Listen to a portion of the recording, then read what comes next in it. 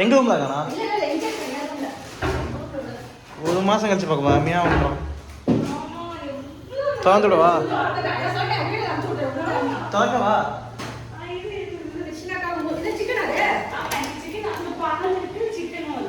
திறக்கவா? Mutton ஒன்று chicken ஒன்றுமா biryani செய்யறதுக்கு.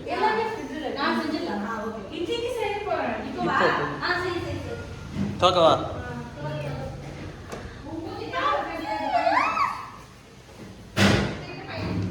பா ஒரு மாசம் ஆயிடுச்சு. அங்கப்பா அக்காப்பா அக்காப்பா